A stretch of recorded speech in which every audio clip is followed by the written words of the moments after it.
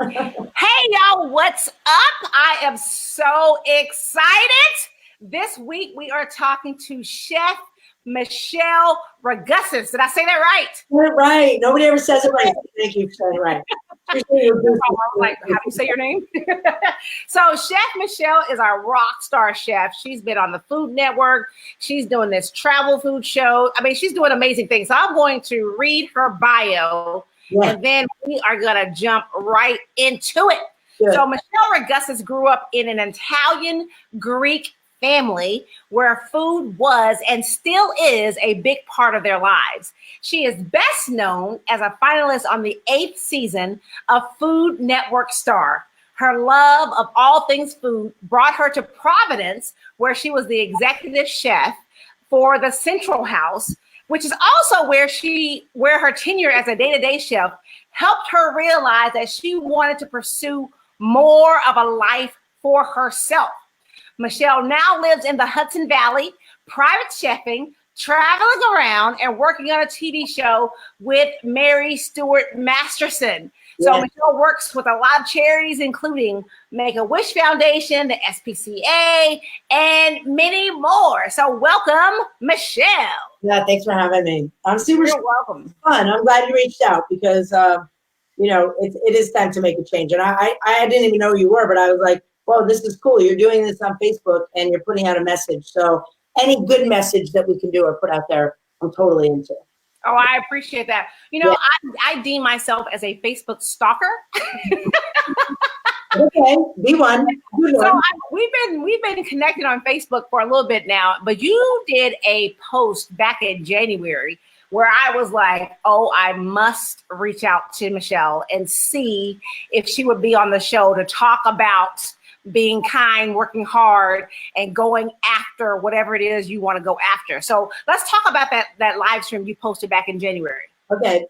So, I went on this. First of all, I got to give a little props to my coach, Nando. His name is Nando Rodriguez. And when I started doing a little bit of life coaching, and I've never done it before, but I was in this program, he just opened my mind a lot to literally making a change. Like, I wanted to make a change. I wanted to do something different. And so I literally just kind of opened my mind to waking up and being like, I think I was driving and it was like around the holidays and people were just mean. There was a lot of mean people, like some guys beeping at some old lady. And I was like, this lady's gonna have a heart attack in the middle of the street. And it really sparked something in me to just I don't know, spread a little kindness, spread a little love, stop whining, stop being greedy, stop the hate, and go after what you want, but kindly, right? There's a difference. There that are cutthroat and mean, and I like to think that I want to go after what I want, but I'm very kind doing it because it is something that needs to be spread right now. It is not a pretty time in our country or in this world right now, right? I mean, it's pretty stressful every day. I don't even watch the news because it makes me kind of sick to my stomach. So yeah, I stopped watching the news years ago for that reason. Yeah, it's bad, right? Everything you watch is something that you're like, is that really happening? So I might be behind in the times because I'm not watching it, but that's okay with me, So I think the post was really about just the fact that there's a lot of things that we want in this world, and whether it's about money or love or whatever, but you have to do it in the right way, right? You have to make the money in the right way, and you have to be kind in the right way, and you have to help people in the right way. And I think anything that you're going to, all the good things that have come to me in my life, and doing television and being lucky enough to do these shows and lucky enough to work with Mary Stuart. I mean, Mary Stuart Masterson. I'm still. We're going to talk about that. Being lucky enough to do all that, I think, also comes with you have to give back, right? Because people just take in this world. People just take in this world. At the end, it's going to come back to you. Where there's not going to be anything. Not going to be anything left, right? So it all just started to. I just started to kind of. I almost swore, but put it out there and let it all come out of my mouth. And I didn't really. I was like, I'm not going to be guarded. There's social media for a reason, and it can either be used to be negative or positive. So I just started thinking, why not use it for positive and send a message? And then people just started writing to me like, wow, what you said changed the way I think. What you said made me quit my job and go after what I really want in life, because I go after what I want. Oh, hey, baby G, that's my friend is on here. Oh, Hello. yeah, chef. And I'm like, oh, I can see what people are saying. Yeah. So that's really why I did it. I just didn't want to hold it in anymore. And I didn't really care if people were going to say bad things or good things. I'm just spreading some love, and hopefully people will do the same. That was the message. Really. I love that. And you're in a cutthroat industry, because, the food industry, being a chef, that's hardcore. But at the same time, you can still be kind and be a superstar, rock star chef as well. Yeah, the days of yelling chefs and screaming, it's over. And let me tell you, Lisa, to be honest, you're young, you're a woman. I was coming up in this industry. I was strong, maybe sometimes mean, maybe I yelled. I might have even made a guy cry on the line, but I didn't. I was trying to make him better, and he actually called me a couple of years later and thanked me for being so hard on him, because he had moved up into such a good position in the culinary world. But then I realized I'm going to have a heart attack. Yeah. You're so worried about your craft and your food that you are forgetting that there are human beings who are doing it. And then, that's in your 20s, and then your 30s, you start to go, whoa, wait, all right, I'm propelling in this world, and I'm going to a good place, but I need to be kinder. And then in your 40s, because I'm 49 now, I started to really care about the animals. Yeah. The animals, but I'm super conscious of where the animals come from. Not just for me, I want to give the customer. Yeah. I think you ingest fear. If you're ingesting mass-produced animals, you're ingesting fear, and I think it's a cycle, right? So I started caring about the food. I started caring about the customer, and then I started caring about my life passing me by and what I really want to do, and that was make a difference and make television that will make a difference. It's not about make television for an ego. It's about I want to make a change, because I think food could change the world. Yeah, I agree. Is there a moment that you said in your 40s you started to care more? Was there a moment that you said, yes, kinder, better, gentler? There was there was a moment where I got really burnt out in the restaurant, like running restaurants as a chef in tourist towns. And somebody had called out of work, like sick for a million times. And I was actually in the shower, and I knew it. I was like, I just knew that this person was going to call out sick. Yeah. I was so tired, and I just felt like my soul was being sucked out a little bit. Gotcha. Yeah. So, and I was like 48, and I was like, wow, my life is just, I'm not doing anything. I'm not spending time with my family. I'm not spending time with my friends. I'm not making a change. What's up, Lisa? And I am just doing too much for maybe a boss. He's probably watching. Whatever. I love you, Rick. But just not enough for people that mean something to me in my world, and try to find myself again, because that's what it was. Like, I lost myself. Yeah. I like food at that moment. I was like, I just gotta hide. And it was that moment that I was like, I'm leaving. I'm gonna quit my job and buy a house. I don't know, that doesn't make sense, but I did. On a leap of faith. I have faith.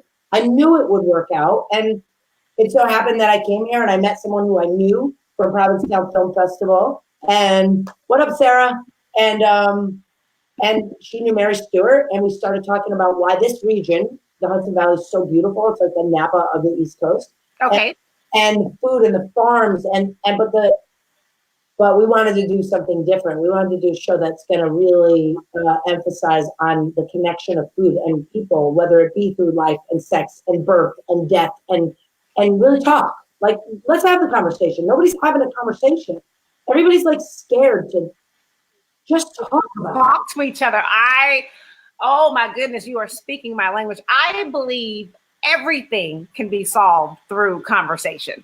No matter what end of the spectrum you're on, no matter your political affiliation, no matter your religion, no matter anything, if we just had conversations, the hard conversations, and listen to each other, not waiting okay, what am I going to say next? Because you're not really listening when you're just waiting to reply, but just to listen, to understand. We don't have to agree on anything. I mean, I talk to my sister all the time when we don't agree. She's probably listening. Sorry, Barb. And it makes me angry because, yes, it's always political but I agree with you. It is about that listening. And for me, it comes in with food, right? So if I can sit you down and feed you, one, I'm showing you I care. I'm feeding you.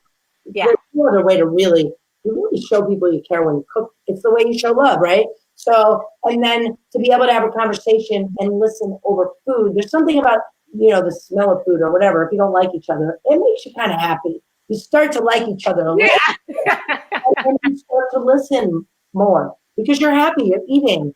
And we could be on two opposite sides, but I'm gonna pay attention to you, especially over food. Yeah. Right? I mean, that's the good thing. Why'd you start doing this? What's your, you just so back in the day, I've been on this kindness journey for about 8 years now. But before that, I was just like this super sarcastic person, right? If I was right about something, the whole world was gonna know. We were gonna argue until you conceded that I was right. And sarcasm was my default, and it was just I can always do one better. And so I mentioned that I have 24 nieces and nephews. One of my nieces lived with me during her high school years. And so there was this whole teenage angst thing she was going through, right? Where you would tell her to clean the room or clean the bathroom or whatever. And she would always say, it's not what you say, it's how you say it. And I'm thinking, I don't care how I said it, go do your homework, go clean the room, right? And so this went on for about 6 to 8 months. And then a few months later, someone said something completely off the wall to me. And I thought to myself, why did you say it like that? Mm-hmm. And as soon as I thought that, her little voice popped in and said, it's not what you say, it's how you say it. And if I'm going to be a role model, if I want my nieces and nephews to be productive and good humans in the world, then I need to model that behavior. And so that's literally what changed it. I can tell you what to do, but you'll understand it better if I'm showing you how to do it and how to be a kinder person. And so that was it right there. I was like, I have to be better in order to teach them how to be better so that they can teach their kids how to be better. And it's a cycle. It's a cycle, right? It's like the whole pay it forward thing. It really is. I mean, I go to if I go to a coffee shop, I buy someone, hey, Erica, there's a friend of mine on there. If I go to a coffee shop and I buy someone a coffee behind me, it's spread. Yeah. Then they look at me like, whoa, what are you doing? I'm like, oh, I'm just, I'm buying your coffee. And then they're like, when you walk out the door, you hear them go, well, all right, I'm going to buy him a coffee. And I'm like, yes, it's that little thing. It's the thank you and please, which is, walk into a coffee shop. I hear someone go, yeah, can I have a whatever, coffee with cream or a grande, whatever. Yeah, right. Whatever happened to just, hey, what's going on? How's your day? Can I please have? It's really simple. It's a few little words that change everything. Like, for instance, the other day, I'll tell you a story. I had a dishwasher issue, and I was getting very mad. I was supposed to have this dishwasher delivered. Long story, they lost the dishwasher. And I was mad. I was feeling like, come on, I'm sitting here all day, and I'm feeling this like, I want to go to the store. I want to and my like, you want to do something else. Yeah, I want to yell at somebody. And it's not something I usually do, but I was just having a bad day. And my friend literally said, was like, what are you gonna do when you go to the store? Because if you're mean, you're gonna get nothing. And I walked into the store and I was extremely nice and I whiny. I was like, please help me. But by the end of the day, I got a brand new dishwasher coming in the box. They lost, but it was the kindness, because if I went with an attitude, I would have gotten an attitude. And I hear it a lot. You're in a store or a grocery store or people beeping at people. It's like, where's everyone going? Slow it down. That's a lot of, slow down, stop living with guilt, get rid of it. We're all living with shit, excuse me, in our you're good. That we need to get rid of. And it's a really simple act to get up and go, I'm going to be nice today. Because it's a choice. It's a choice. In every single moment. And like you said, we're all humans, and you were annoyed, you were frustrated, and we're humans, and those emotions are going to come up. Yeah. But like your friend pointed out, when you go, how are you going to respond? It's okay to feel those emotions. It's okay to embrace those emotions. However, then what are you going to put out into the world? Yeah, exactly. Like it's that. And sometimes, I have faith, I believe. So I think it's a test a lot of times, right? You're getting good stuff coming into your life. It can't always be good. So then there's that, let me test you. Let me give you a little aggravation in there and see how you handle it. Because if you handle it wrong, maybe you don't deserve the other things. And I don't know if that's a proper statement or not, but it's the way I live my life. So now, at 49, I try and do a lot of charities. Yeah. And, I like to, and the way I do them is I usually auction myself off for whether it's a cancer fundraisers or Make-A-Wish I love, or helping any four-legged furry baby in the world that I can help. Yeah. And I just want to help. I just want to do more. Like, I want to make waves for the world, not ripples. And like, that's a lot of what this TV show is about. I just want to change. Like, I think if everybody does a little part or a big part, it changes. It's a ripple effect. Yeah. Everybody has to make that conscious effort to really do it.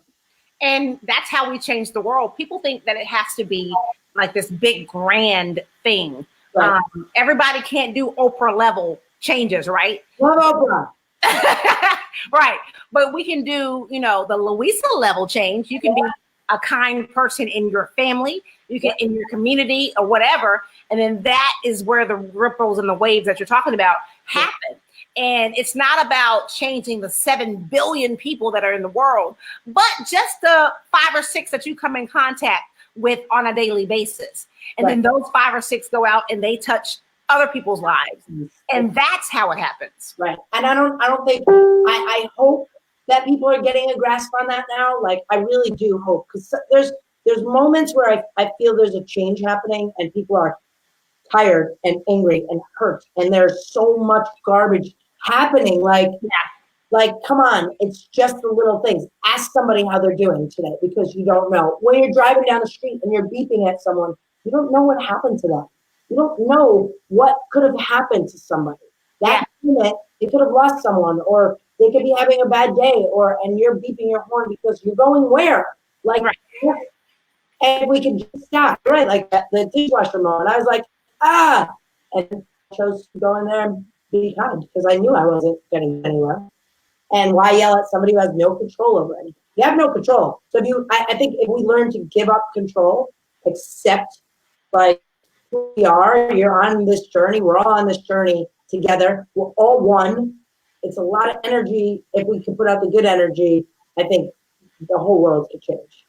Yeah, I agree with that. I mean, empathy is huge, because like you just said, we never know what people are going through. So they may have cut you off in traffic or whatever the case may be, but you don't know what happened in that moment. It just send out the good energy, the good vibes, hope that they're okay, hope that whatever situation that they're going through, they're going to, make a better decision or whatever the case may be. But we have to decide that we are going to be empathetic people and not just lash out at everyone just because we think someone is lashing out at us. Yeah, I think about, I've lost both of my parents have passed away. And ever since that, I think Michelle's the best home. Oh, what up, Connecticut? Thanks, Paul. I think that, we're not guaranteed tomorrow, right? Nobody is. You can't take money with you. You can't take anything with you. So like memories and friends and family and spending time with people and just trying to do the best you can it's what we have. Why is everybody's after so much? It's like, it's stuff. It's just stuff. Can't get enough stuff. Like, how about I don't know. I do a ritual in the morning. Like, I put out what I'm grateful for every day. I think it's very important. And I manifest things that I want in my life and how I want them to be, but all with kindness, all with the base of, I want to change other people's lives. Yeah, that's the springboard for sure. Yeah, and it's always through food. Like, for me, that's my thing. So everybody has a thing, right? How they can do it. Mine just to be food. And so I think I'm super lucky that I'm blessed with the talent to cook. And chefs, we feed people. I mean, we could change a lot of lives. I love that. I love that. So tell me about the show with Mary Stuart Masterson. Like, when is it? When is it gonna? Tell me about it, because it's Mary Stuart Masterson. That's awesome. I know. I felt the same way when I first met her. Now she's I literally was like this, sitting at the table, going, "You're like Iggy from right." Do you know who you are? Cool. So the show started with a little bit of back and forth about the Hudson Valley and cooking, and now we just finished the trailer, so we're going to start shopping it around in a couple weeks. But the premise of the show really is what we're talking about. So it is about food, obviously, and it's kind of like a coming of age of me, because I'm coming to another age. My life is changing. I ran a restaurant for 25 years, and now I'm private chefing, and I'm meeting all kinds of different people, and now I can celebrate food and in the way I choose. Yeah, I love that.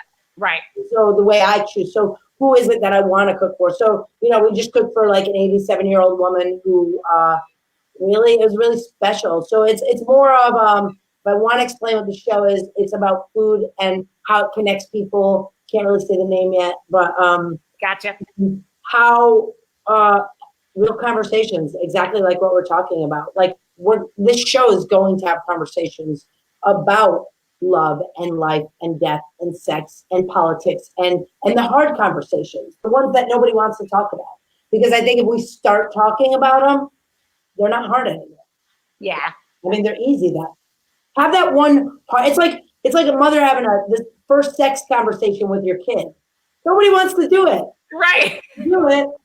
All right, it's out there. It's done. So let's have the conversation about the politics and the hatred and the racism and the stuff. All of it. Yeah. All this shit, and let's change it. But it really does start that conversation, and that's what the show is about. It's about conversations. It's about good food. It's about it is a food show, so it is about farms and sustainability and the treatment of animals and the big companies that we don't like or I don't like. And the little farmers and the people that we need to like live. If you're not buying from your farm or your local farm, then we're hurting them. For her, luggage rack, Betty. What? Hi, Sarah. That is Sarah McDowell. Yeah, she says a hearse doesn't come with a luggage rack, so you can't take it with you. It was what you were saying earlier about everybody wants all the stuff, but you can't take it with you. So It's about having those experiences, which is very important. Like, and I think that's the thing. The going to work every day, and when I said in that post, go out and get what you want, it really did mean truly like your dream. Like, what's your dream? Like, we grow up as kids, we dream, we're curious, and then all of a sudden we stop being curious. When did we stop being curious? When did we stop wondering? When did we stop looking up at the sky? Like, I make it a point to wake up every day and go outside and like, I listen to birds. I love it. I mean, I was raised like that, and I look at the colors in the sky and in amazement. When did we stop doing that? Instead of like, it's just a grind, it's just a hustle. Yeah. What? I get it if you have families and you got to put food on the table and whatever your situation is, not everything is roses and whatever. Right. But we do only have one life and it's short. So that post was about like, go out there, get what's yours. If you have a dream and you have like, I wanted to have my own television show since I was like 5.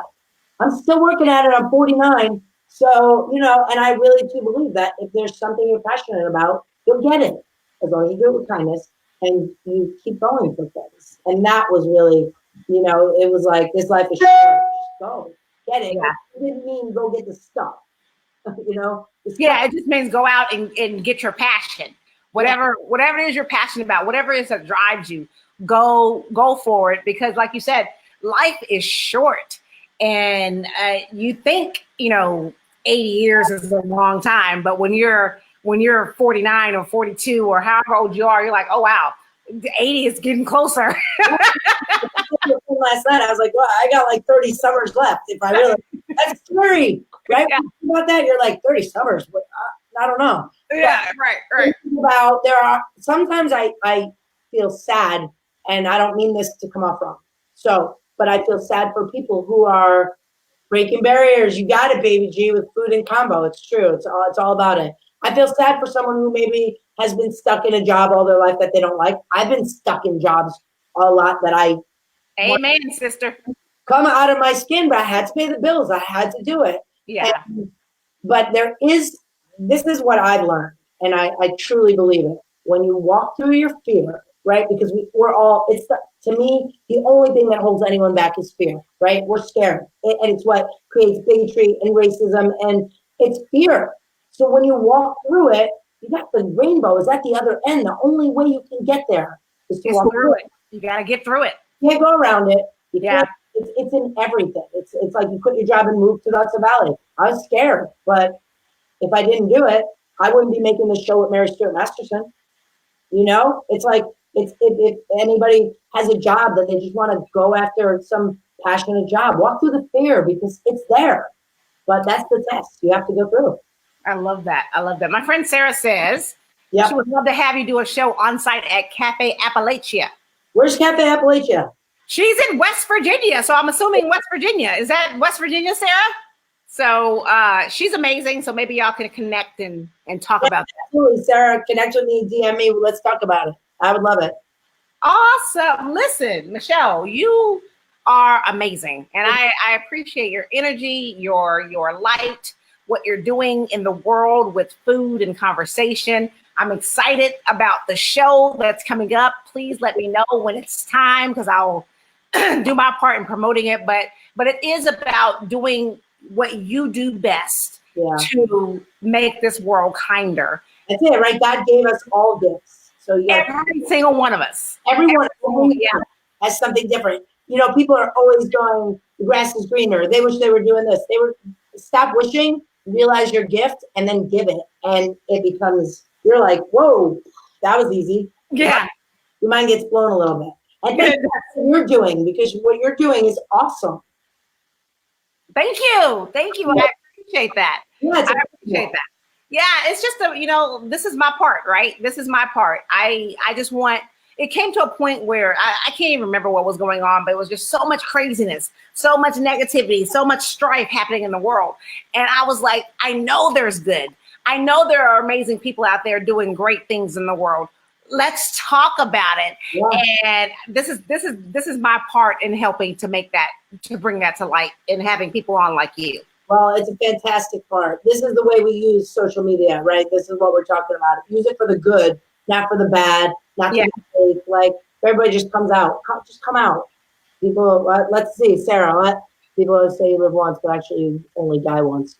Amen. Make every day count. When I let go of fear, left my job, had faith in God, myself, and all came together. Right? So that's exactly what we're saying. Exactly. You have to. For anybody out there who is scared, you have to walk through the fear. Wait, Appalachia is in South Charleston.